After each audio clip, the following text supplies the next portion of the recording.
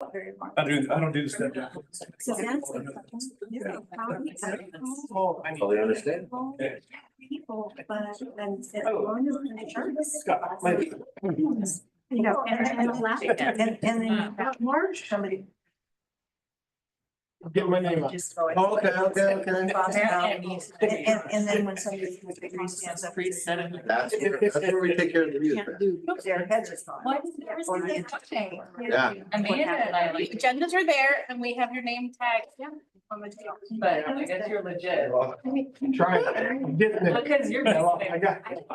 How are you? Good, how are you, Veronica? You know, it's okay. Yeah. Program manager. Right. So I've been. Yes, always. So you, I mean, it's probably talking about that. Because he's been over there. It's like, Yeah. It's like you, it's like somebody.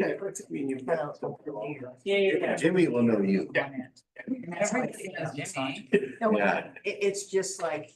Like now you just dropped his name and everybody. Oh, yeah. Seriously, go to the next time. Well, I. Yeah. It's not wrong. Yeah. Just. We had. Yeah. Not, not all of our genders are standing. And the same. Oh, are you? Yes. On the ugly part? Yeah. I forgot. You keep the noise down. Oh, yeah, right. Oh, wow. Learn from the all they best, do you live in the corner. It's true. I forgot that I should. No, it's not. Because I like one of. I tell you. I know. Especially if it's like Their next to you. passports are like very, very, very. Hi, guys. Hi, Ben. Last time I was on vacation and Jeremy was supposed to come and then he like. Let's see what I heard he remote. Okay. I was telling Veronica that Jeremy's used up all of our. I'm like, wait, you went from boats to Jeremy? Like, that's not fair. I haven't used a single remote. And then. Sharing that or? He was here too. No. I don't know. Well, you know, I must admit, if they're on there. Do you? Well, they're little, their faces are very little, you know. Yeah. Not like my big We'll call thing. the meeting to order at 1:30. We have a roll call. Yes. When I call your name, please let me know if you or another representative is here. Scott Marsh, Here. Faith Dayton, Here. Jeanette Ornelas, here. Joanne Brewer. Sage Wool. Or anyone with RCS. Joseph Ditto, Here. Calvert, Here. Excuse me. Right here. Matt McMullen, Here. Michelle Fox. Or Ashley Hathaway, or anyone with RCHDC. Reese Martinez. Here. I will update that, Reese. Teresa Di Simone or Todd Crabtree or anyone with CDC. They let me know that they, a bunch of people in the office are sick, so they're not able to come today. And Paul is also out with medical purposes.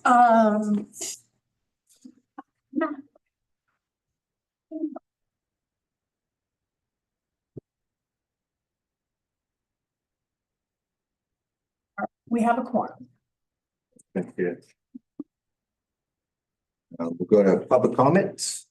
I received no advance written public comment. Hearing none, we'll go to approval of minutes, November 18th.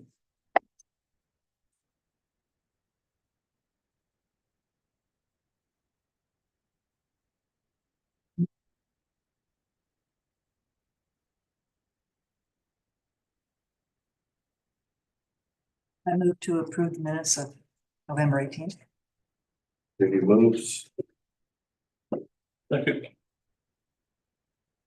Was that Joe? Yeah. Joe. Thank you.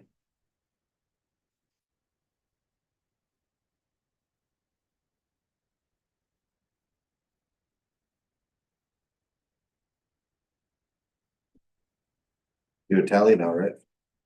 We do public comment, Public comment, great. yeah, because you do the motion and then discussion and then public comment. And then if there's no public comment, then we do the vote. Is there any discussion on the minutes? Hearing none, we'll go to public comment.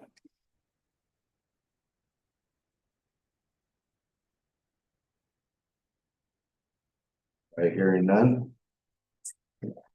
When I call your name, please say yes, no, or abstain to approving the minutes as presented. Scott Marsh, Yeah. Faith Dayton, Abstain. Jeanette Ornelas, abstaining.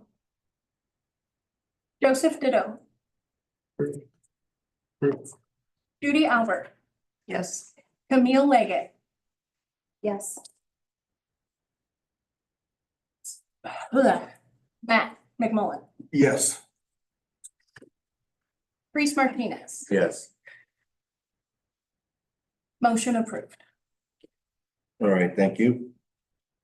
We'll go to announcements. I have one because I forgot to add it to the agenda. I have developed the 2025 to 2026 calendar meeting list for this meeting. I forgot to add it as an action item. Usually the board approves it. I'm wondering if the board wants to approve it or if it wants to be approved at the next meeting, or if you'd like me just to publish it as draft, or if I should just publish it and just let you know. I mean, but Is it this calendar year? Oh, we hadn't done it before or? So it goes January to the following February. So it's actually 14 months. Oh, okay. So this meeting was included. It's just the next meeting isn't. It's on the calendar, on the meeting list, but it's not on the PDF attachment. I see. Okay. So I'm wondering that PDF list, I have it ready to go. And we can discuss it later if we don't want it in this agenda item. I don't want to lose the process, so just thinking maybe a draft sent to. Okay, I'll post a draft so that we have that and I'll bring it to the next meeting. Thank you very much. No more announcements. We'll go to reports and presentations. County of Mendocino. Hey, I'm the only person from Canada. I was just checking to see if Karen was here. I don't have a lot to update the group on. On your agenda, Veronica put a link to the Board of Supervisors workshop on homelessness. That was, I guess it was after our last meeting. It was. It was? It was the day Okay. after. Oh, okay. So I can give you a brief rundown on that. There was a Board of Supervisors workshop that was about the whole kind of Board of Supervisors strategic plan. It was a 2-day workshop. So there was only one session. Actually, we were lucky to have it. There was about an hour-long session on homelessness. The Board of Supervisors had a lot of questions. It was kind of a free-flowing conversation. The people who were there addressing issues of homelessness were Dr. Janine Miller from Behavioral Health and Public Health, myself, and the sheriff. The group, and they did acknowledge this. The Board of Supervisors in that particular session were particularly interested in discussions around street level homelessness. That really was their main, and even a subset of street level homelessness was their main kind of focus. The sheriff introduced the CORE project at that time. CORE stands for Community Outreach, Response, and Engagement. It's taken a while to kind of really pin down exactly what it's going to look like because of the 3 components of CORE. So there's 3 components. One is the mobile crisis behavioral response, and CORE is not all about homelessness. CORE is about collaboration between behavioral health, social services, and law enforcement. So there some of those projects interconnect with homelessness, and many of them don't. So, but of the 3 components, the mobile, what do they call it? They kind of change the name on it. Dual response with mental health staff members who respond to mental health emergencies that the law enforcement is involved in. So that project is kind of up and running. There's the Heads Up Project, which is a, not in real time, but a follow-up project of individuals who are calling for law enforcement support, but their issues are not criminal in nature. Many of those calls are not homeless related, but they're people who are struggling with issues that are not criminal, but they're calling 911 because they don't know who else to call. So there's that component as well. And then the third component, which the sheriff is kind of taking the lead on, is like a special focus component. Sometimes it's being referred to as frequent offenders, individuals who are engaging, who are likely homeless, running into low-level misdemeanors, low-level crimes, not significant crimes, and how that population is going to be addressed. So it's a small subset. Again, we're still fussing about the name. I'm calling it special focus right now because I can't quite get a handle on exactly what this population will look like. But that is a third component of CORE that a certain segment of the community that's very interested in reducing street level homelessness are interested in following. I don't have more to announce than that. We are working on kind of a basic public facing website that will just give the community a sense of what's being worked on. It's very much kind of a pilot focus. I'm looking forward to sharing more information as it comes to light. And we'll see how that unfolds. So that was kind of the main focus of the communication with the Board of Supervisors on that workshop. I will say I did have the opportunity to, I thought, we'll see, to correct some persistent belief that the COC and the county are ignoring the Marbit report. I'm sorry, I'm so tired of hearing that. I got the opportunity to really, it was probably a little bit out of line on me, but forcefully kind of refute that. And one of the supervisors was like, yes, I stand corrected. And I was like, good, please stand corrected. So we did kind of go through that briefly. And it's really in flux. I will say, as I've noted before, it feels like the public and the community at large are expecting a stronger engagement of law enforcement entities in some of the homeless related issues. That feels to me different than it had maybe 5 years ago. Maybe 10 years ago it was like that, but there seems to be that continued focus, and law enforcement organizations are definitely feeling that they are being called to engage more than they have perhaps in the recent past. So I'm really happy that social services and behavioral health are at the table. I think it kind of keeps us all on the up and up. We're all kind of paying attention to what each other are doing, which is a good thing. But we'll see how it unfolds over time. Yes. So I don't know why, but this is the first time I'm actually hearing that acronym before and everything like that. So it doesn't have specialized funding. No. This was more coming from the community itself that says we want some kind of a better response. And so the three elements of social services, behavioral health, and law enforcement came together to start discussing how can we better respond to these different kinds of situations. Oh, love it. I wish I could write down what you just said. That's exactly like the case. It's That's been because I listened yes. to you, so Megan. What has happened with this project is, and to the credit of law enforcement and behavioral health and social services, they've been very careful to be very collaborative. And in being very collaborative, no one wanted to be the lead and speak for the other organization. So I've been like, I can't speak for what the sheriff's doing.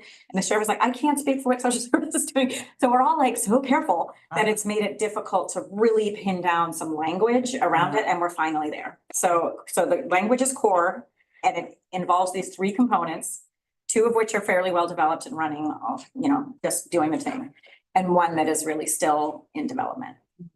I will say, the intention with the third component, the special focus frequent offenders group, the part that social services will play, because I've learned that this is what we actually can do well. We will keep really good data on it. Behavioral health has a lot of limitations on the kind of data they can keep and share. Mm-hmm. Law enforcement this is what I've learned. They organize their data very differently. They can't pull out they actually don't. UPD and the sheriff's office do not code whether somebody is homeless or not homeless when they do a call. They stopped doing that a long time ago because they felt like it was subjective on their part. They didn't always know it was inaccurate data, and they didn't feel like it was the right thing to do. That's all good reasons, but it's main that their data on homelessness is very weak. They're not tracking their interactions. The places that do that seem to be because they're required to, or fire departments, they actually are required to state whether a call is a homeless call or not. Law enforcement is not required to do that. And again, UPD and the sheriff's office chose specifically not to. They felt like when they had been doing it, they were making errors in both directions and they didn't feel like it was ethical, honestly, is why they stopped doing that. Again, what it meant was they don't have good data on this population. And we learned through our Heads Up project that at social services, we're able to keep really good data. We have access to other information. I know who a homeless individual may have been working with through our HMIS system. We can connect them to Medi-Cal if they need it. We can connect them to CalPERS. So there's all these ways that we can keep really good data, which was something we learned. So in this third component, we will be the data holders. Okay. And I will be able to say, we attempted to deeply engage with this 20 individuals and 6 months later, this is what has happened. So it will take, it's going to take at least a year, honestly, to have good data. But that is sort of the commitment that we made from the beginning because we got pretty good at it with Heads Up. We have good data on how people are being served. So to be continued on that. I really don't know how it's going to fly.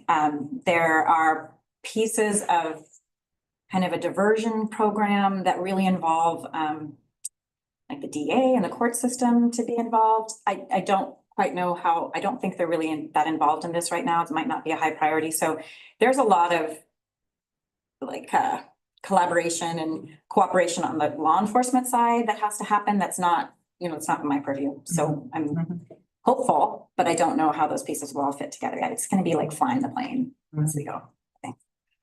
So that's a little summary. I did, you know, Veronica has that link that the data that I verbally shared with all of you in December, I shared with the Board of Supervisors and I brought some copies of it here. It's some pretty good data to look at various indicators.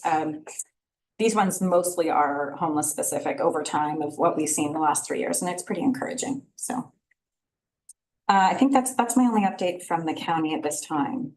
Megan. Yeah. Who's behind you? I don't know if she wants to add anything. I'm just. Hi. Oh gosh, I was speaking for you guys. Do you want to speak to that? No, I do. Okay. Great, thank you. City of Ukiah? Not present. Not here?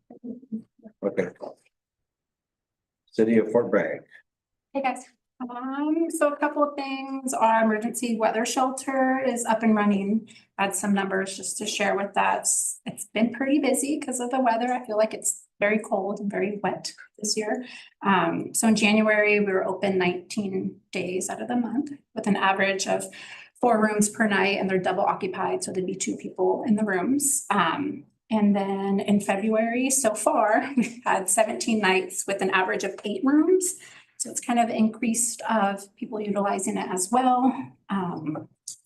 The other thing is that we have been talking and working with Plateau Project just because we've had some increased calls for law enforcement services there. And they got a new supportive services agency offering just like the supportive housing, and the name is Thrive. They're out of Sonoma County. So we were able to meet with the new coordinators and kind of collaborate with them.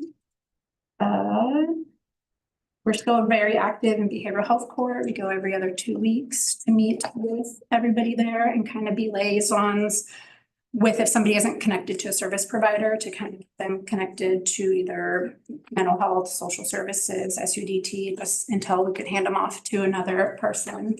So we continue to do that. And as the care response unit and law enforcement, continue to advocate for some of our homeless individuals, like if they do have the level crimes, is to speak to our local DA. We have a pretty good relationship with her to see if they can do time for time in residential treatment, or there's not a lot of behavioral health places they could go. It's mainly residential. So it's been known that her and our local judge, Brennan, will offer that to individuals, and then we could come in and coordinate that to happen for them. So, and we do in custody exchanges. So we're able to pick them out from the jails and deliver them to, I've gone as far as San Francisco already. Wow. Thank you. Do you have any questions? Right. We don't say other, do we? No. Standing committee reports. Strategic planning. So I'll give an update there. We did meet probably 2 weeks ago. That's about right. It was a really nice meeting. We talked, well, we actually talked about a lot of things. It was a good meeting, but it was not, we had to focus down on what our next steps are. Generally speaking, the strategic planning committee felt like our current plan had a lot in it that we didn't want to lose. So we're not necessarily starting all over again, but we're going to do a substantial look at our current plan, noting what we have accomplished and build from that plan to do a new plan. The structure of the plan was generally well received, and so that was like the path forward that we're going to take. We are looking for a facilitator to help facilitate that process. I have not made any progress on that yet. So if any of you know of a facilitator out in the community who you think could do a good job of moving us forward in the strategic planning process, I'd be really interested in hearing that. So that's kind of my next step, to identify a facilitator and get us going on a series of meetings to we don't have to deeply deconstruct, but look at our current strategic plan and update it, probably using the same format to be moving forward. So thank you to everyone who came to that meeting. It was a good meeting. I appreciate it. May I suggest something? Yes. RCAC does ours. RCAC. Yeah, it's a nonprofit that their thing is that. You know what it stands for? I'll give you Okay, the awesome. contact. That'd be great. Thank you.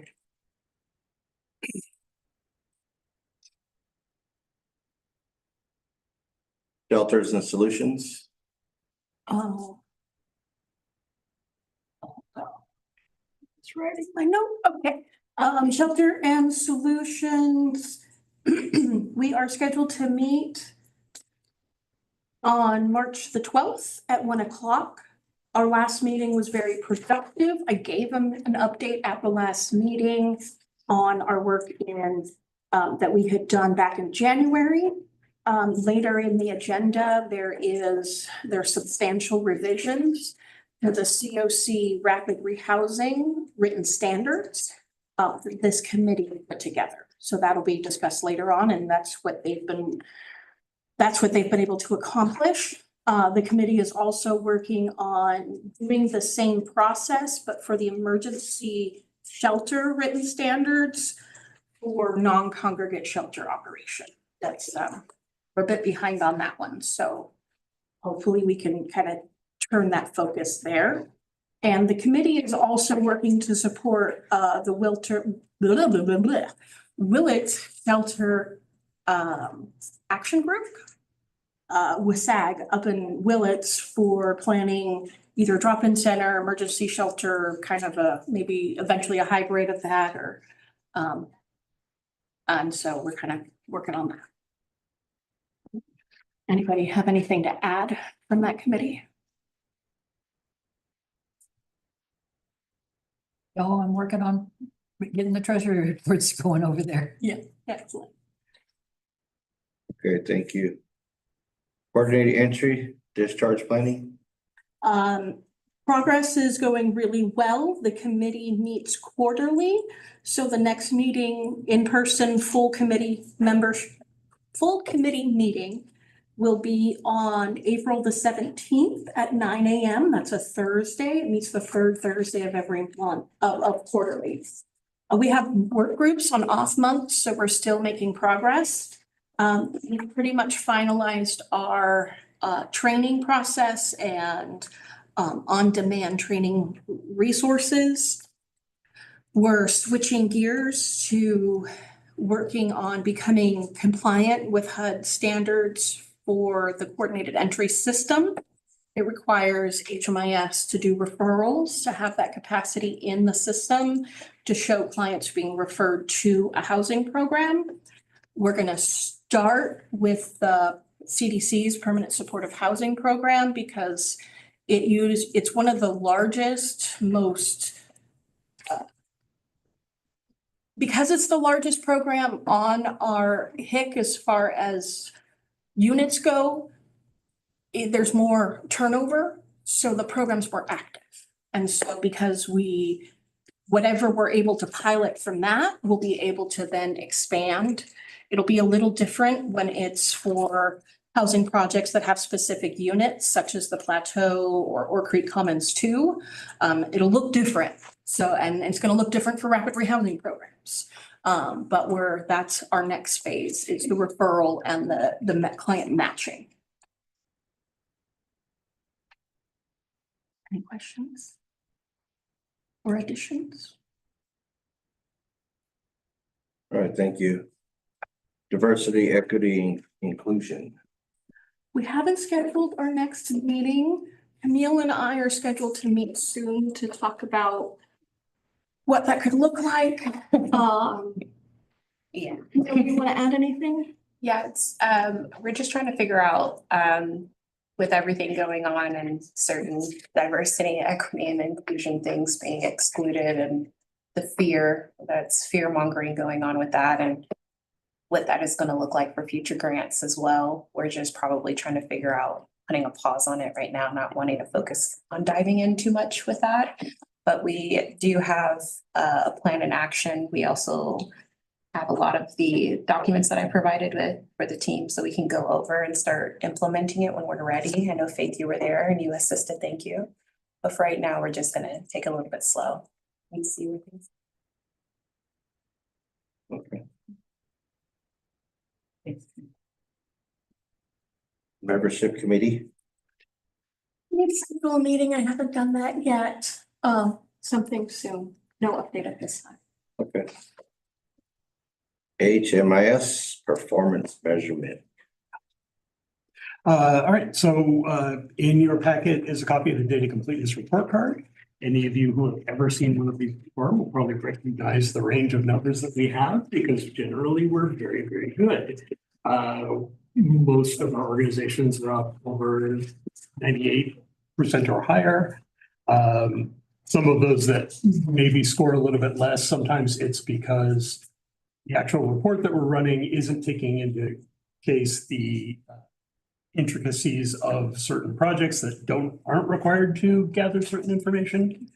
The one thing I did want to kind of draw people's attention to is on the overall summary, you can see the percentage complete is up in the 90s for everything except for ethnicity. But that is mainly due to the last data standards changes that went into effect in October, merging the racial categories and the ethnicity categories, and this report has never been updated to see that. So the 64% that we're seeing there is not an issue because they're actually being reported under the race/ethnicity. Can you tell me where that is again? Which one? The fourth page of the data completeness report card has a list of the universal data elements down the side. This one? Yes. Page 9 of your agenda packet. Thank you. All right. Any questions about the data completeness report? Oh, that is a common reaction. Talked about it in every single meeting I think I've ever been in. And it's pretty much been the same story most of the time. Second item, HUD, Housing and Urban Development, has 3 major reports that we do yearly for them. The third of those normally is due in February. It's a system performance measure. Owing to whatever is happening at the federal level, they have basically put the update requirement on hold. So we don't know when it's going to officially open for us to be able to submit our data. We check as often as we can to figure out when that's going to happen. Do they usually open like a window or something? Or Yeah, generally there's a window. This year they're doing, the update is being done much more like typically it's being done as a full import from our HMIS system, which is new. But also because of whatever's going on. Yeah, all of that. Currently right now, they're just telling us to hold off until they're ready.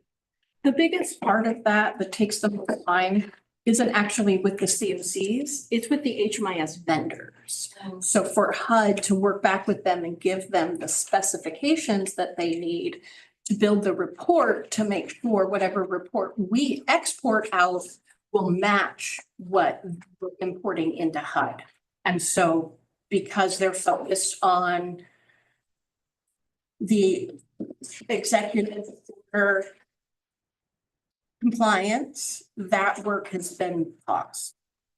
Because they're basically doing a lot of resource and documentation review to see if they all fit within this new order. And that includes the data standards for HMIS. So We may see some recruitment coming out soon. That's what I was thinking. But at the last HUD HMIS office hours, Norm shared that they're considering gender and sex two different data elements. And so we'll see how their direction is, but I think we're going to be adding a data element, not changing. We don't collect sex right now, No, we collect gender. so they would add, okay. Or we don't know what's that. We don't know what's going to happen, but Okay. that's. and then the third issue is that we need more committee members for the HMIS Performance Measurement Committee. We did not have a quorum last month, and a couple of other times the last 6 months, we've not had a quorum. We need 3 people. At least 3-member organizations present. Yes, and it can be by Zoom. Yeah. So you don't necessarily have to drive down here. We're here, so you can come hang out with us if you would like. So we'd be looking for if anyone else has the particular bandwidth to join this committee. It meets on the second Thursday of each month from 2 p.m. to 3:30. Would love to see some volunteers now, later. Really happy to. Veronica, Yeah. do we have a sheet where it has all the board members on there and then what committees they're in? Like a little PowerPoint? No, we've always done it by committee, not by the board, Or but I could. what I I'm could, saying is like, then I'm sure some of us know, like the policy said, we gotta be in like 2 different groups besides someone being on the board. Just so we kind of keep track and then kind of get some support for the people that aren't on other committee, more than one committee. It's like an accountability schedule. Without saying that, yes. Yeah. I think I got kicked off the last 2 committees and I'm on no committee right now. So you're on the DEI committee. I know I am. Yes, you are. Well, it's where, I mean, it's still a committee, doesn't. Oh, yeah, I'm on. I'm accountable.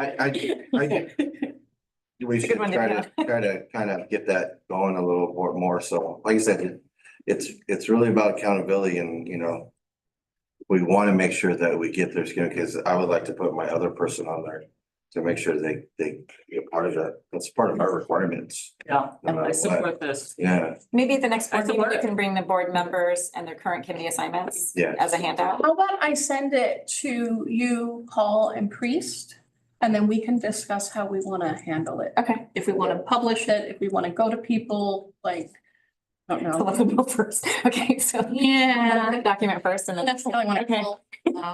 Does anyone okay. Yes. So I don't We'll want to, review it and then decide Yeah. whether, but it would make sense to have it in a future board meeting packet on Yeah. logistics, but give us a chance to look at it first. I think we should go around the room one by one and ask people which committee they're in. They don't even know. Yeah. I don't know. It's not like, Right.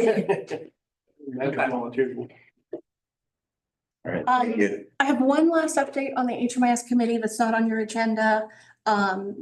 Jeanette made me think of it. We have a meeting scheduled early March with Thrive to talk about the Plateau HMIS project and data. That's exciting. Makes me want to join a committee. Note that. I just Thrive is Danco. They created their own. Oh, Yeah, I know. okay, now I'm not I was just gonna say that neutrally. So Danco created their own kind of entity. Right. I don't know who. Danco created their own entity They for did. their own housing. Yes, they created their own entity to provide supportive services at their sites. But they couldn't provide performance services through their own property management company? Nope, they had to do it. Did they create a nonprofit to do that? I think they created a nonprofit, I doesn't know. but it's owned or controlled by was it? Or the same controlling entity Yeah. of Banco. Yeah. Yeah, I mean, to the HMS committee. I'll volunteer for that committee. Oh, cool. I don't think they can.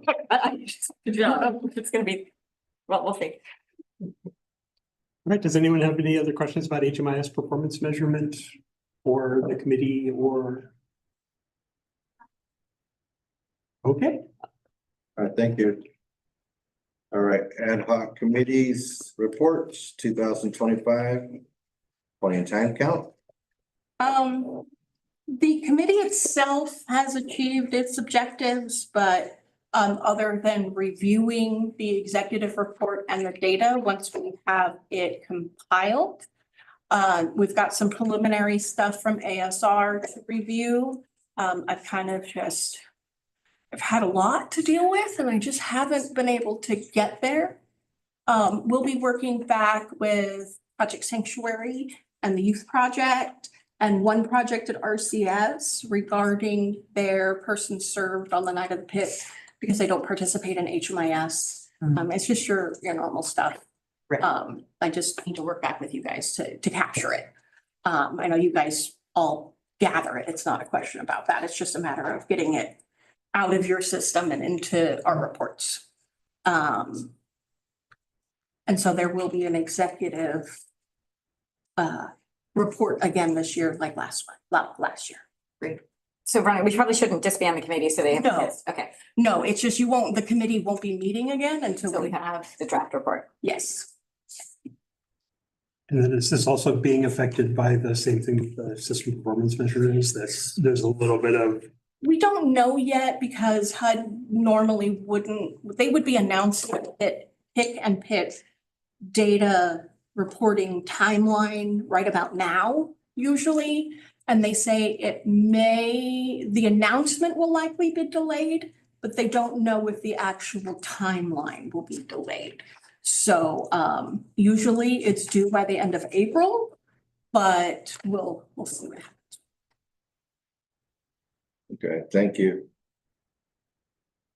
2024 Emergency Solutions Grant Funding Review. We have the funding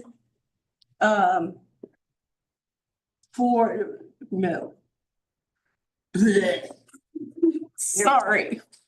I'm getting ahead of myself and pretending it's March. The last page of your agenda packet is the timeline for the 2024 ESG local application process. So there's a current open ESG NOFO through HCD right now. COCs now select who's going to receive funding. It's a recommendation, but HCD isn't going to do their own internal review like they have for the competitive funding. It's the COC says we recommend these two projects. And HCD says, okay, they're a nonprofit. Yes, they're eligible services. Yes. Do they have all the things that they need to meet our criteria? Yes. Okay, here's the money. It's not a competing against other COCs. This year, it has turned into an allocation. It is not a competitive application process like it has been in every year prior. The amounts that we receive are listed in the local competition policies that are posted on our website. I've issued a few addendums since releasing it. Made an error on one addendum saying that applications were going to be rated today when it's next month. And so local applications are due to me via email no later than Wednesday, March 5th by 3 p.m. Pacific time. The ad hoc committee will meet to rate and rank those applications on Wednesday, March 12th.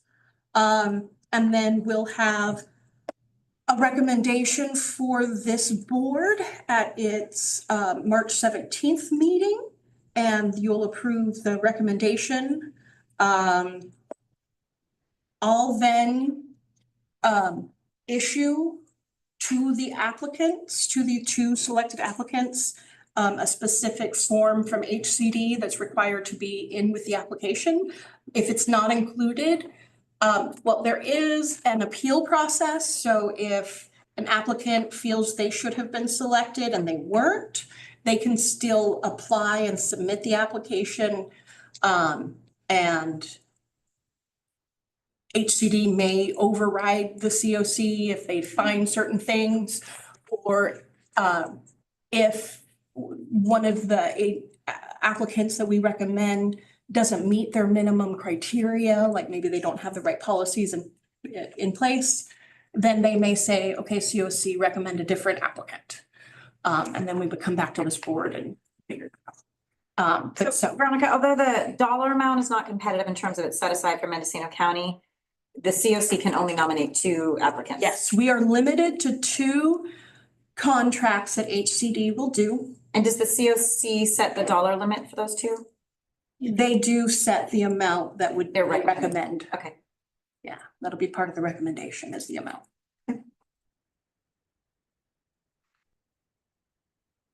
Okay, any more questions?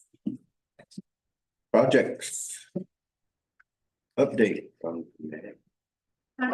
So the last reentry meeting really reminded me of like the 18 meetings that we had done.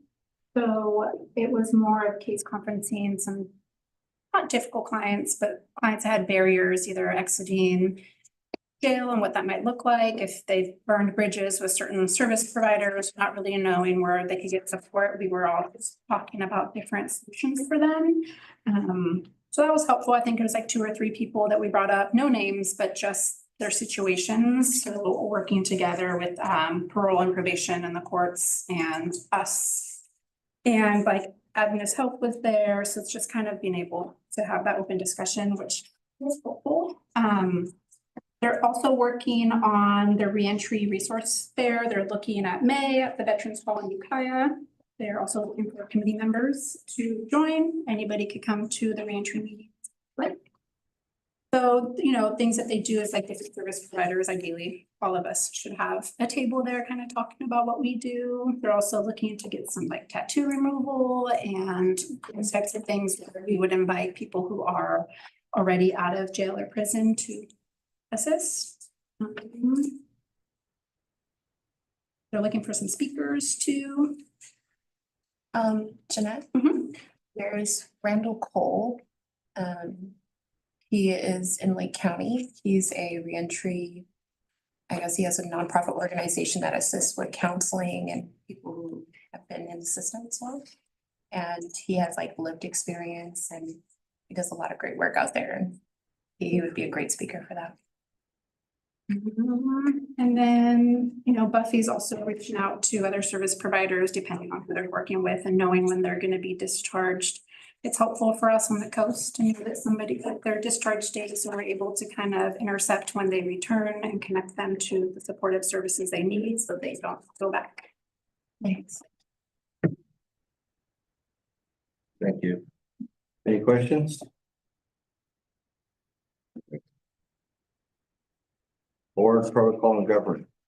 Okay, are we also going to talk about other projects? Oh, other projects? This is Ginger. She is on behalf of some of the churches in Mendocino County that have linked together. I think I mentioned that in our previous meeting, that a lot of the local churches were gathering together to see how they can assist with some of the homelessness, with the lack of weathered shelters out here and a lot of the homeless population freezing at night. They're working to see how they can attend and assist the community further. And so Ginger's here on behalf of them. Thank you. And Ginger, do you want to explain which church or church coalition group, the name of your church coalition group?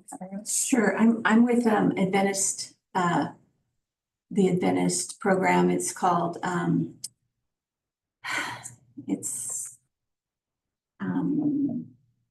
a chaplain. Most of the people who are in it are chaplains and they're from different churches, but we are getting together and the Adventist, Western United States Adventist Consortium has sent a person to us to help us get started. So we've had our first meeting and I said I would like to come to this meeting to find out what kind of services are already provided and then figure out what is missing and possibly set up a home or something for people who are in a certain demography. I'm particularly interested in helping women who don't have any sort of partner, but have decided to keep their babies and they want to know how they can go about getting services and care for learning how to have a healthy baby and while they're pregnant and then delivering their babies, whatever their choice is. But so we're meeting at the Seventh-day Adventist Church, and so far we've had 16 people come that were all from different Adventist organizations, mostly in Mendocino County. And tomorrow I'll be meeting with them and kind of telling them what is available. So I appreciate having this and just telling them that I've been to this meeting, trying to go forward. Where do you meet? We meet at the Adventist Church in the choir room. In Willits or? Oh, in Ukiah. Yeah, It's by Hillside. right. I'm gonna say, so it might make sense for you and I to talk, since I don't know, because we've not met. And I Right. know there's a separation between the Adventist Church and the Adventist Healthcare Services. Right. But yeah, we should probably talk, because I'm the manager for the Street Medicine and Compass program, so it would be really important to, like, I could at least share what the healthcare organization's doing. So Right. that was a thought I just had, since I don't know the Adventist Church, so. That's great. When I saw your placard, I thought, oh, person to get it, get to. So maybe we should introduce ourselves and what we do. Sure. That'd be Sure. great if you don't mind, if you have the time. We'll start in that corner. Hi, I'm Jeanette. I City of Fort Bragg and Fort Bragg Police Department, care response unit. So we work with mentally ill, homelessness, substance use disorder individuals to provide them like linkage to service providers to get the help they need. We also do like emergency calls if it's domestic violence or PS or APS to kind of support that. We also run an extreme weather shelter. So if our regular shelter is full, we have an overflow if it's gonna rain or have freezing temperatures overnight. And that's like the main stuff that we do. Everything else asked of us. I'm with Jeanette. I'm Carolyn and I'm with Willits Shelter Action Group. I'm also a veteran up there. I work with the veterans. I also am part of the Shelter and Solutions and a couple other things, and I'm with her. I'm Janie Smith and I am a member of the Willits Shelter Action Group. We're trying to get a shelter in Willits.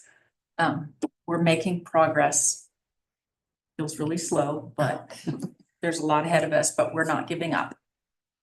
And so that's me. Hi, I'm Judy Albert. I work with Project Sanctuary. So we are the Domestic Violence Sexual Assault Center for Mendocino County. So we have a shelter here in Mendocino County for men, women, and children who are fleeing domestic violence. And we also have some transitional housing available. We have a business office over in Fort Bragg, as well as a business office here in Ukiah, where we help people with restraining orders, counseling, support groups, et cetera.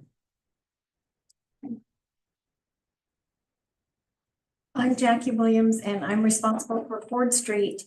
Probably the connection that would be most interesting to you is we have a program called Unity Village that's dedicated to families that are unhoused.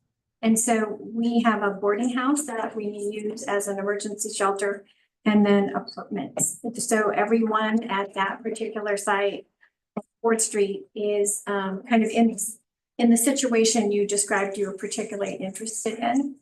So I'll give you my phone. Okay, Great. And then I'm Faith, so, and I'm the manager, so Adventist Health actually does do a lot of transitions of care and helping people navigate to actually all these fantastic services in the community. And we do street outreach, so I think there's a lot of amazing programs that you guys could probably partner with, and that actually are doing a lot of stuff in this community, so we'll talk more. okay. Yeah. I'm Scott Marsh. I work with the Mendocino County Youth Project.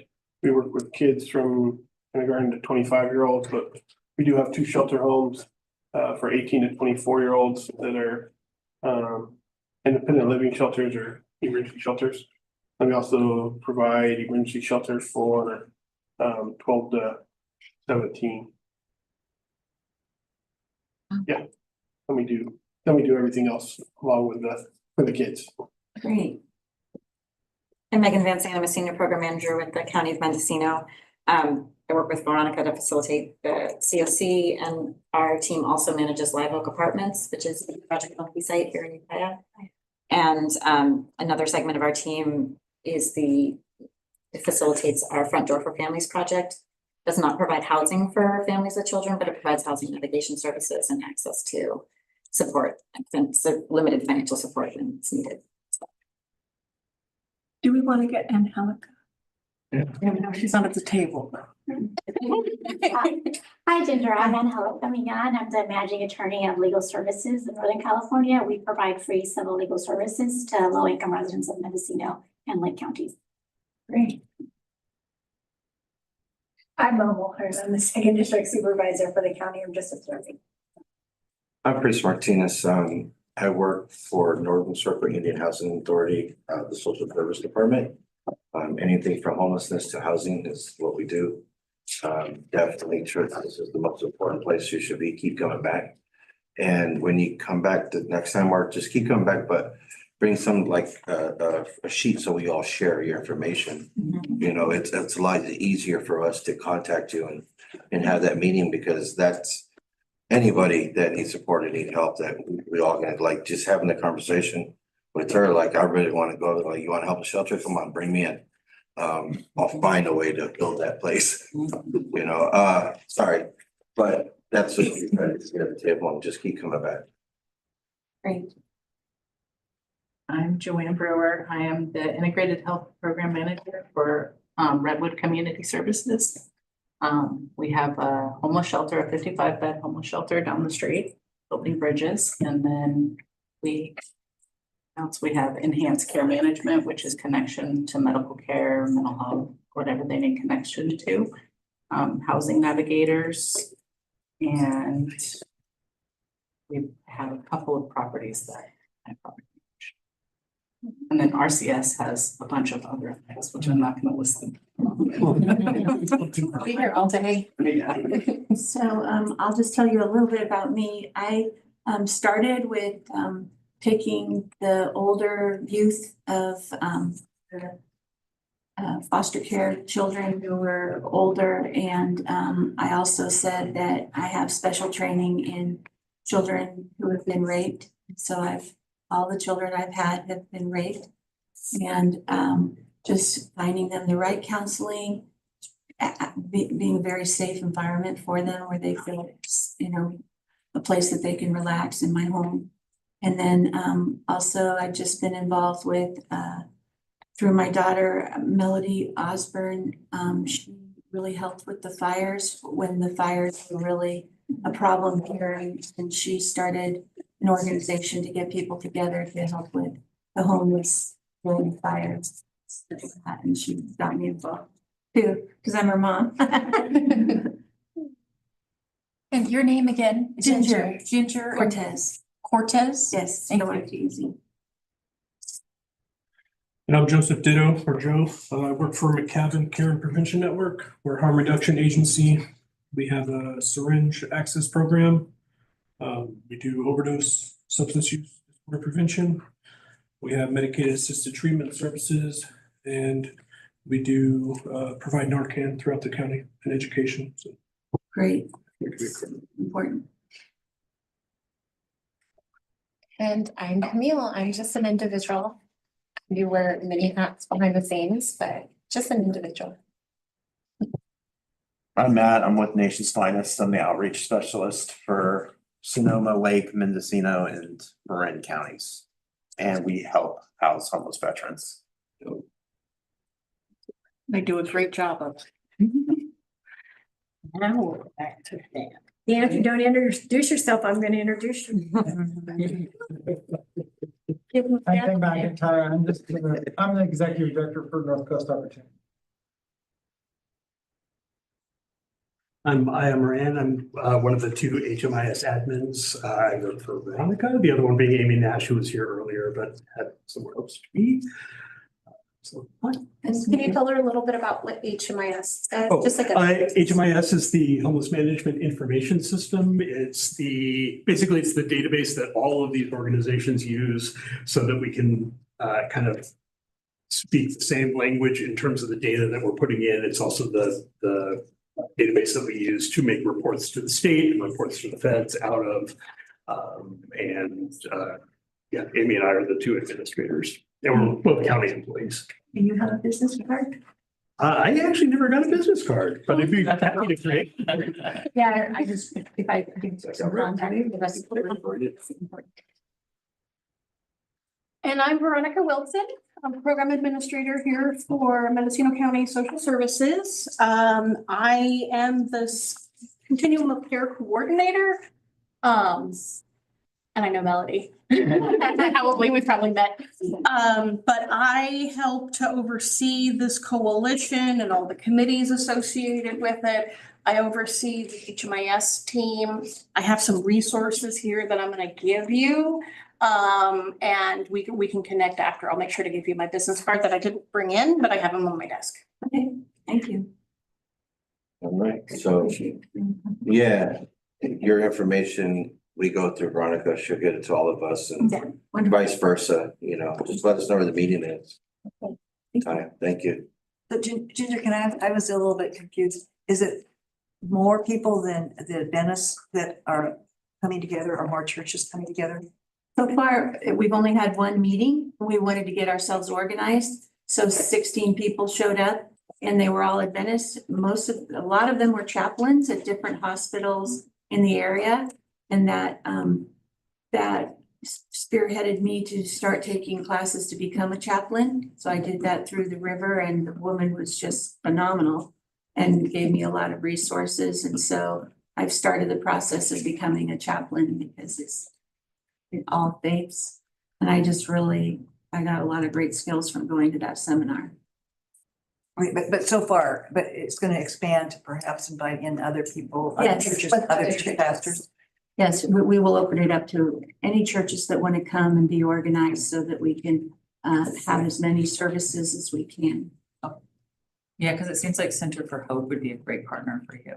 Hmm. Because they're doing a lot of services with the people experiencing homelessness. And they are, unless I'm wrong, I think they're a faith-based organization. Yes, yes. So I would say like, instead of remaking the wheel, work Right. with that's, who can provide Ginger with their information? I Veronica. can, okay. Because that's actually, Yep. Carla over there is amazing. She's amazing. So she would love to talk with you guys. So. That sounds yeah. great. It's under Redwood Gospel Mission, actually, that program. From Center. Yeah, This is why we have a team, because we all know a little bit. yeah. Yeah, I think that's really helpful because in the meeting tomorrow, they're all gonna figure out, because certain churches do certain things, they'll give out food, they'll do out toiletries, they'll give out blankets, so we need to like coordinate the church system and tree system, I guess, to figure out what they're doing and how we can all meet each other's needs, and Yeah. most importantly, like when they can open up their doors and clear it out so they can get, the unhoused population in, staying there for the night and then opening it back up so they have somewhere to stay. That's our goal. And what we've been doing so far through our church is we've been going out into the neighborhoods and fixing people's homes. We've brought tools and everything, and people from their sewer line was broken to, repairing their house because they're 85 years old and just don't have the ability anymore. And so been doing that for about a year now and just reaching out into the community. We also have a really great program for mental health problems and dealing with it. It's a support group. And I think what we're lacking right now in a person who is in charge of the group, and so they don't have one right now. But I'm willing to go, get certified so that I could do that, because I think the program is really needed and also a really good program. Thank you, Ginger. Any other? Okay. Board protocol and government. Recommended action. Okay, we have one recommended action item in this section of the agenda. Actually, this is the last one. It is the revisions I spoke about earlier to the COC rapid rehousing written standards. The document for your review or your approval is listed on pages 13 through 32 is the clean version draft. And then the remaining pages 33 to 72 show the same document, but with track changes. So it has the original text, any changes marked out, and then the new text in blue.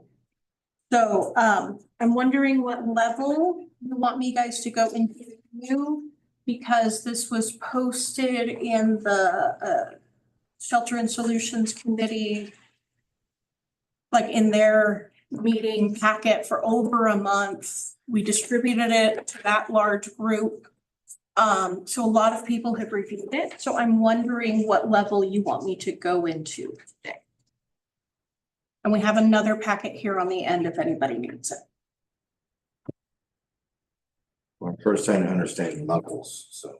Want me to go through it in detail? Do you want me to go page by page? Do you want me to go by section? Extensive or just? No. Detailed here. I think, No. Can provide a basic overview. or can you point us to if there's anything particularly controversial you think that people should pay attention to more deeply?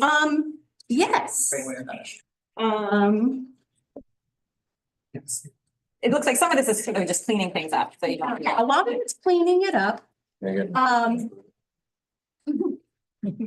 We added the new HUD category 4 definition of homelessness, fleeing or attempting to flee domestic violence and other forms of trauma. And so that was added. I clarified a lot under the list of activities. Landlord incentives was a new activity that wasn't included. So it got added on page 43 of your packet or page 10 of the the clean one. So just some additions that just were that I took from statute for ESG. So all of those descriptions, it's what that says. Unless we needed to have a local definition that was more specific. Has the board gone over the draft at all, or is this the first time we've seen it? The amendments. This is the first time it's been presented to the Okay. board. The committee's been working on it for a little while. Okay. And Can we get a consensus if the board wants to try to move to make it a? or do you want me to bring it back at the next meeting for approval? So you have more time to review it. I trust my committee, so, I mean, for me. Yeah. Well, before we do that, there's one, there's some new additions that I really want people to look at. Okay. And it is determining amount of security deposit assistance on page 45 or page 12. This reflects the new state laws and Angelica attended all the meetings where we made significant changes. So she helped us craft this language. She didn't assist it, she just helped us craft it. That's reassuring though to me. In compliance with state AB 12 that states a landlord can demand or receive a security deposit of no more than 2 months rent. if they meet certain conditions. But in no scenario can the landlord charge more than 1 month of rent if any member of the household is a service member. So usually like big places, property managers, usually they can only charge 1 month. There are certain conditions where they can charge up to 2. But even if they're a service member, they can only charge 1 month no matter what. So that's in there. Get a nod from, okay. And then the other one is determining eligibility for an amount of landlord incentives. Really hoping CDC would be here. So this might be a good reason to not vote on it today because CDC, this would affect their contract, their landlord liaison contract. They're the only current contractor that provides landlord incentives unless somebody's going to correct me right now. Why would it? We did. RCS does. We talked in the past. So it would affect you guys too, so. Why affect them because it contradicts what their current contract says, or just that it would be relevant to them? Nothing in their contract other than they can provide landlord incentives. There's something in their contract. But they have policies and procedures that they've developed on how they deliver that service. And this would affect their own internal policies and procedures. And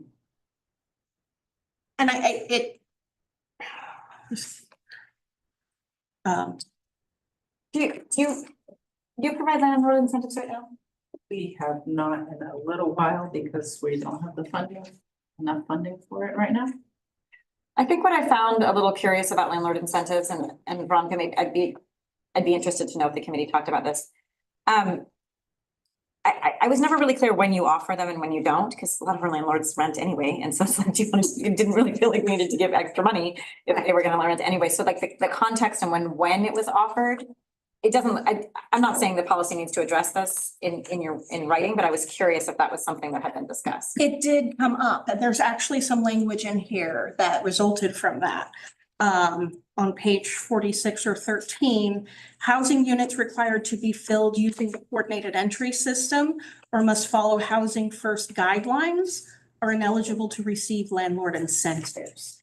There was some back and forth about projects that have waiting lists. There's, projects that, don't have a choice in who they select next. Like they have to follow category. Right, so process. we decided that we needed to really narrow our focus to what we know as a COC, which is coordinated entry and housing first. There may be other exceptions, but it could get real hairy real fast. And so we felt like this was real solid. And so like Live Oak Apartments, not eligible to receive a landlord incentive. Pay deposit and rent, of course, because that's to support the tenant. But the landlord is required to select that. But you don't need to like. So why are we incentivizing them to follow their own regulations and sometimes our own contracts?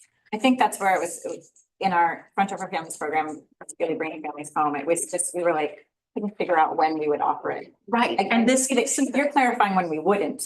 And then even in that pool of private landlords that, are housing homeless individuals. Right. Because if we offered it to everybody, they would all take it, right? So it's just got a little, couldn't figure it out. Yeah, so that's what this is trying to give some clarity on how much and when you don't. Right.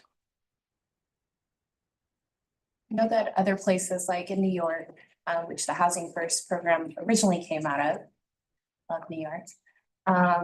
They have some issues, even though they have so much funding towards assisting housed persons.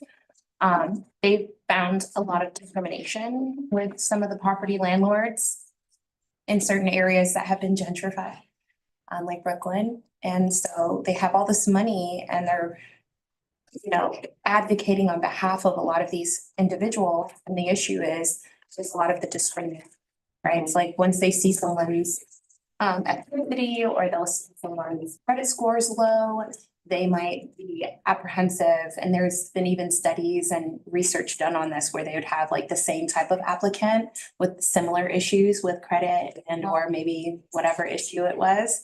and they would select the white applicant, right? And so this would be a way to kind of help them get into the housing. So they started trying to give out the funding that way because for most vulnerable people of color, but still it wasn't successful. And so then they had to go the route of developing relationships with the community and doing it that way, which took a little bit longer, but it's a little bit more effective.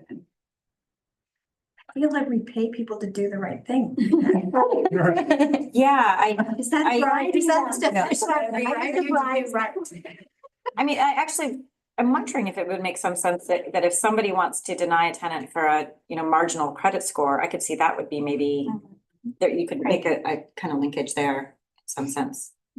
So we do the landlord incentive, it helps a lot, right? The first thing is we look at their renter history, right? If there's something there that really is gonna stop them, then we enact that renters, Okay. that support, because So it's safe. yeah, it's a safety net. We support them, get them on rent plus whatever you do, but definitely if they have a bad renter's history and you're paying an application fee, they're gonna get denied. But if you tell the landlord ahead of time, look, we're gonna support, here's the landlord incentive, it's about your wording, and then we all know that most places, if they're not a private, they go off a credit score.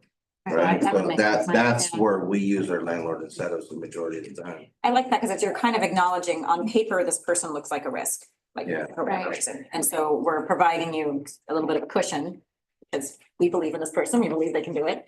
But you're looking at paper that tells you they might not be. And the committee discussed that. And even developed risk factors or conditions in which a client could be found eligible. Yeah. And then we realized we were also doing a catch-all that basically allowed anybody that had any barrier. And so we were like, there are so many situations. And you can't really pinpoint. If we come up with a list, there's gonna be something that comes up that this list is gonna exclude. Right. And so we rephrase the very first sentence. RRH funds may be used to pay for landlord incentives that are reasonable and necessary to obtain housing for persons we're serving. And so it has to be reasonable and it has to be necessary. If this person's gonna be selected, whether or not they get a landlord incentive, don't do the landlord incentive. That's what that first sentence implies. Yeah. But if it is necessary to get them rehoused, do it. It's not just like, okay, you need housing, here's landlord money. Right, It's for the person who's like, they might even have a landlord who's like, oh, you used to use substances, oh, you're gonna tear up my house like the other person who I had an issue with, right? But if we don't add AOD to it, or if No, they're in recovery for 12 months or. I think being too specific in this would maybe be too limiting, but I was just curious how other people were handling that piece of it, because I hadn't. Some of the funding sources that are not through the COC that we have allow landlord incentives, and just haven't quite figured out how to. And this is for funding through the COC. Right. This isn't every rapid rehousing project in the community. Right. This is the overarching minimum guidelines for any project. If they wanted to add additional criteria, like what we're talking about with the risk factors, they can do that as long as they don't violate fair housing laws or any other contractual obligations. But I don't think we should put it in the. No, I'm not advocating for that. I was just curious. I just wanted everyone to know, including the public listening later. So with that being said, is there any more discussion? Public comment?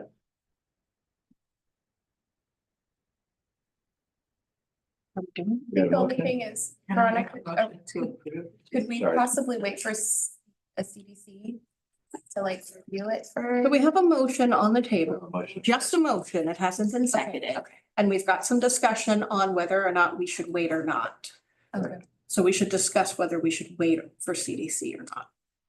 CDC at our meeting. Usually. They're Not at the, she's unwell today, but she was not at the Shelter and Solutions Committee, no. oh, I did share this document with them, but I haven't.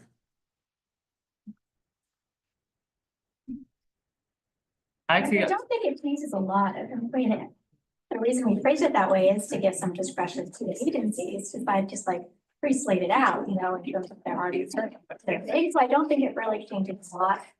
what CDC does, if it has like, if there's what you should look at, it should be reasonable and necessary, not just give it out to everybody.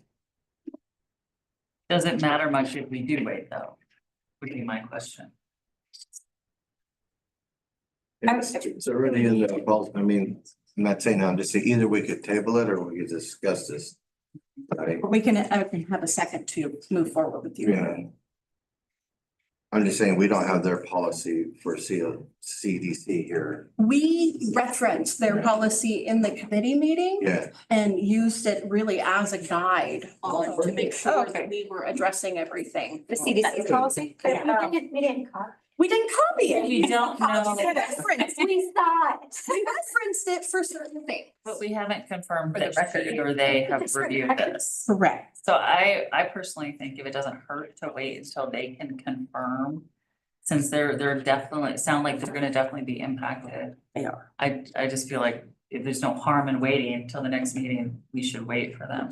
I could suggest you put it on the next agenda, but understand that the discussion mostly happened today and just kind of approve it, like a second reading in a sense. Okay. Okay, I'll withdraw my motion. thank you. We will come back to it at the next meeting. Thank you.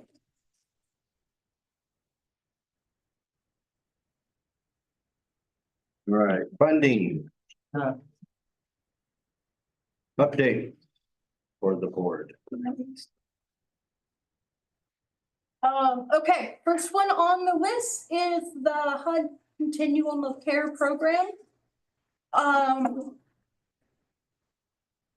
Early December, HUD announced the 2024 COC awards. I shared at the last meeting. The county COC planning grant was approved because it's always approved. It's a non-competitive, it's just an allocation really to pay for a tiny bit of my time and Aya's time.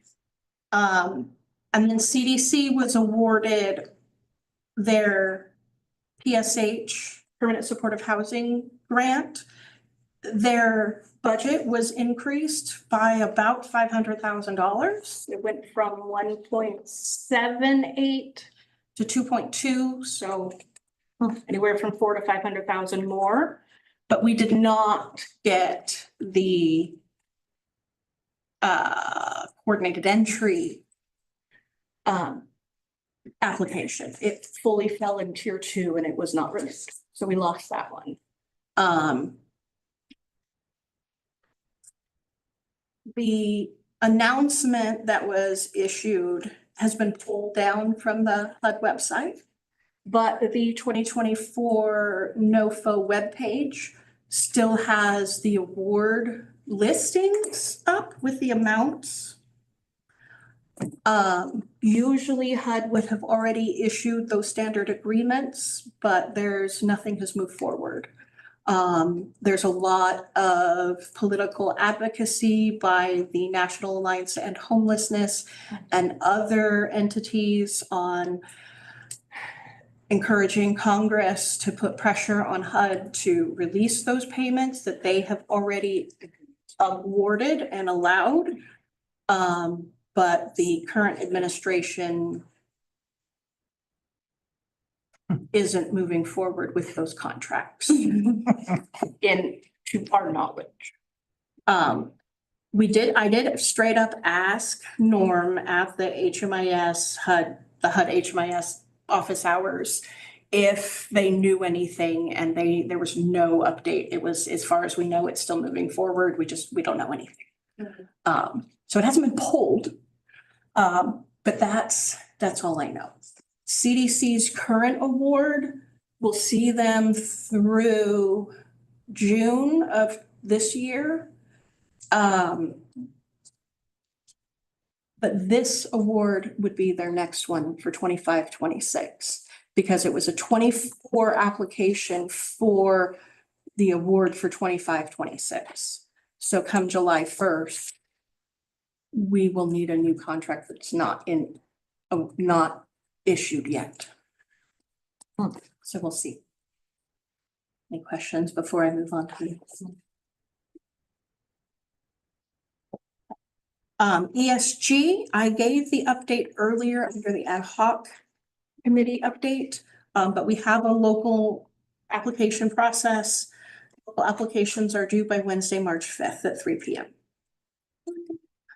Anything on that one? HAP, the Homeless Housing Assistance and Prevention Program, state funds. Oh, I didn't even check the website today. I completely forgot.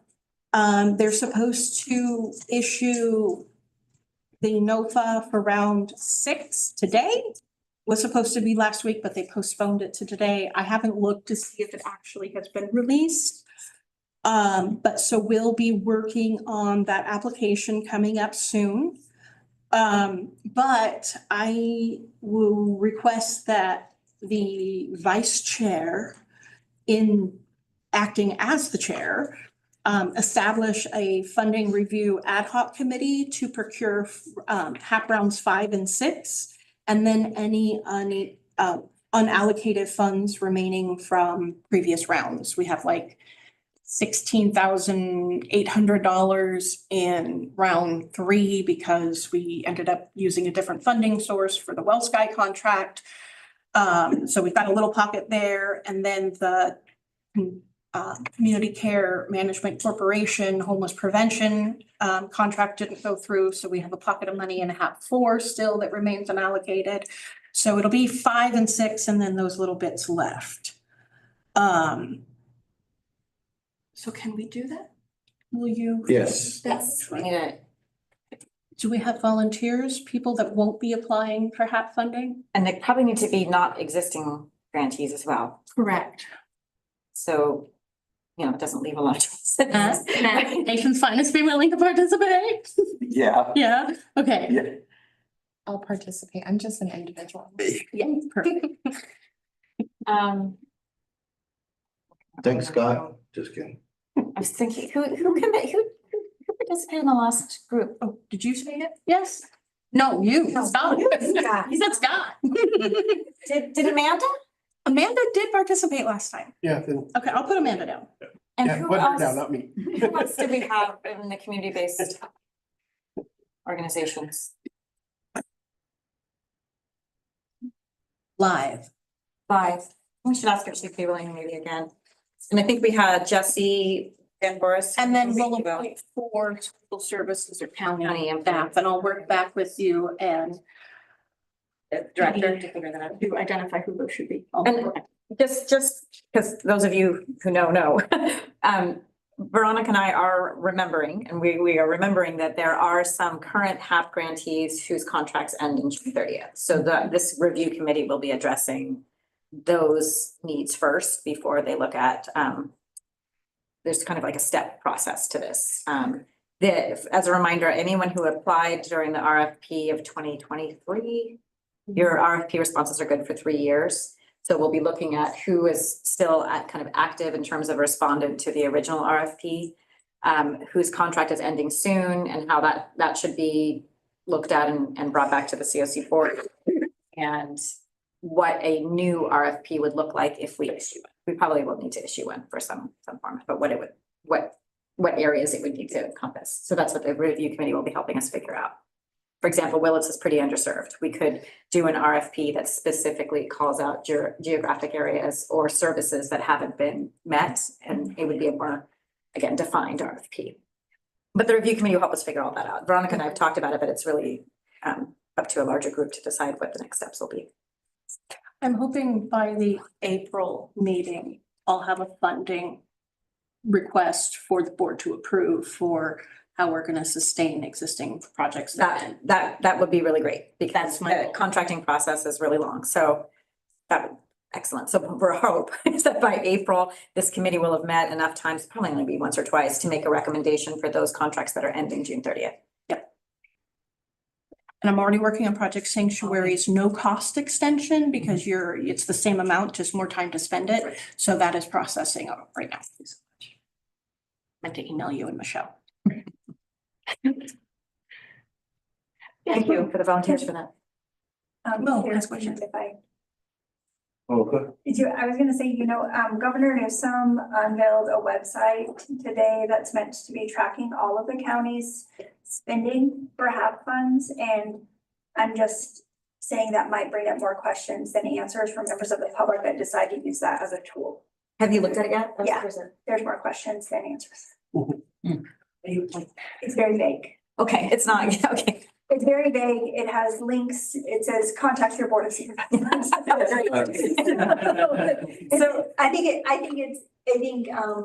if people try to use that tool and don't really understand, They won't know. if they say this is where the funding is being used, it looks, so I would even, it also calculates behavioral health. It lists 100 individuals when there are many more served through all of our service providers than 100. Oh, So I think it's gonna end up causing more questions than answers for people, so. Okay. So it's I will- because the data that reflects Is is from less HMIS. than what's reported in HMIS. And not all those projects are required to participate in it, and so if they don't, it's not their blind spot. Well, it also doesn't include all the behavioral health housing funding. Right. That's That's Yeah, I didn't mean to Yeah. throw things out. I just I was wanted to curious. make sure that you all are aware and sort of take a look at that. And if you have questions, maybe there are some general talking points or better direction to send people for more information, because I know that's something that people ask for a lot. And I will say that, this board may be aware of this, but maybe not, but the HAP reporting, because again, there's a lot of public focus on HAP. Veronica now submits a monthly spent, like how much has been spent. It's not how much has been invoiced, and it's not how, if you're holding on to invoices, we definitely don't know. It's how much money has Paid out of that county bank account. Yeah, so That's the bank. that's how it shows our spending rates. I can't speak to other counties, but I think there's some sense that some counties, hoarding is totally the wrong word. That's not what I mean here, but it looks as if they are not spending this funding. Hiding? I don't even know if they're hiding, maybe they just haven't billed for it. Like, I don't want to, yeah, I don't know what is happening, but so there is an interest on the part of the legislature and the public to make sure that we are spending the money that we've been given and showing outcomes for it. So again, Veronica said every single month, show how much has been literally That's spent. great.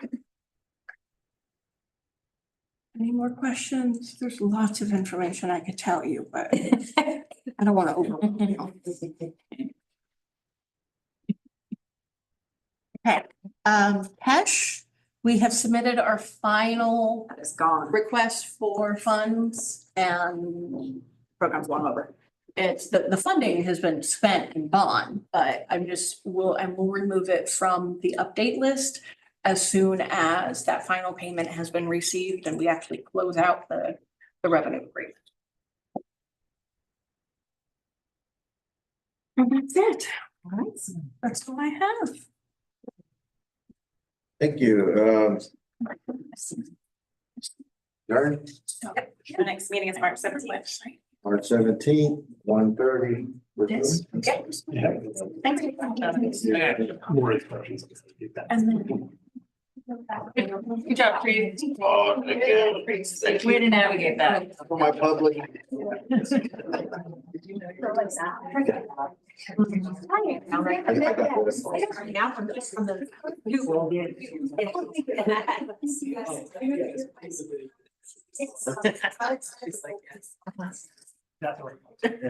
We're done. Yep. Too many. Okay. Yeah, I'm not in politics mode. I can't do politics mode. It's nice to meet you. Yeah. No, never.